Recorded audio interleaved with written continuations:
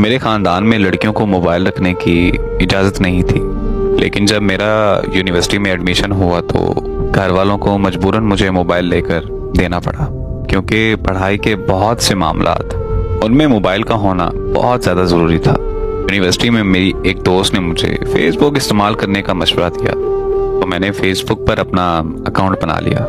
मुझे वहाँ एक लड़के के रोज़ाना मैसेजेस आने लगे। मैंने उसे काफ़ी दिनों तक इग्नोर किया, लेकिन फिर भी उसके मुसलसल मैसेजेस आते रहे और फिर एक दिन यूं हुआ कि मैं उससे बात करने लगी। बात करते करते हम बहुत अच्छे दोस्त बन गए। हम हर एक बात एक दूसरे से शेयर करते थे। वो लड़का मुझे बहुत अच्छा लगने लगा और इस तरह मुझे उससे बहुत ज़्यादा मोहब्बत भी हो गई। इससे पहले कि मैं उसे अपनी मोहब्बत का इजहार करती, वो अपने कज़न के साथ नारायण खगान घूमने चला गया। वहाँ सिग्नल्स का बहुत मसला था, इस वजह से हमारी बात बहुत ज़्यादा कम होने लगी और वैसे भी मैं उससे मिलकर अपने प्यार का इजहार करना चाहती थी। इसीलिए मैं उसकी वापसी का बड़ी ही शिद्दत से इंतज़ार करने लगी।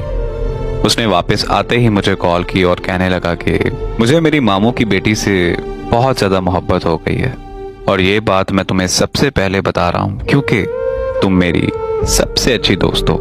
उसकी ये बात सुनकर मैं बहुत ज़्यादा टूट गई। मेरे पास खामोशी के अलावा और कुछ नहीं बचा था।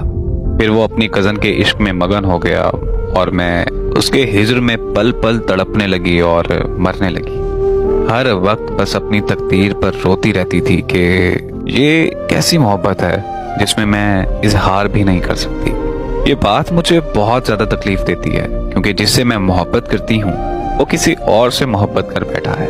उसे भी मेरी तड़प का शदीद एहसास होने लगा था, क्योंकि वो मुझे अक्सर कहने लगा कि तुम पहले जैसी नहीं रही, तुम्हारे अंदर कोई दर्द है जो तुम मुझसे शेयर नहीं कर पा रही। मैं हंसकर बात टाल देती कि नहीं, ऐसा कुछ नहीं है, बस आजकल मेरी तबीयत ठीक नहीं रहती। फिर एक दिन उसने मुझसे कहा कि वो मुझसे मिलकर कोई ज़रूरी बात करना चाहता है, लेकिन मैंने मिलने से इनकार कर दिया क्योंकि मुझे पता था कि अगर मैं उससे मिलने चली गई तो मैं उससे अपनी मोहब्बत का इजहार कर दूंगी। लेकिन काश मैं उस दिन उससे इनकार ना करती और उससे मिलने चली जाती, क्योंकि ठीक अगले दिन उसका कत्ल हो गया। मुझे जब उसकी मौत की खबर मिली तो मेरे पैरों तले जमीन निकल गई। मुझे इतना गहरा सदमा मिला कि मैं कुछ दिनों तक अपने होशो हवास में ही नहीं आ सकी। उसको इस दुनिया से गए हुए 2 साल हो चुके हैं। आज भी मेरे दिमाग में एक ही बात चल रही है कि वो मुझसे क्या ज़रूरी बात करना चाहता था। क्या उसे भी मुझसे मोहब्बत हो गई थी या फिर वो मेरे चुप रहने पर मुझसे बात करना चाहता था। ये सोच सोच कर मेरा दिमाग फटने लगता है। आज मेरी हालत ऐसी है कि मेरे घर वाले मुझे पागल समझते हैं और मुझे भी लगता है कि मैं सच में पागल हो चुकी हूँ।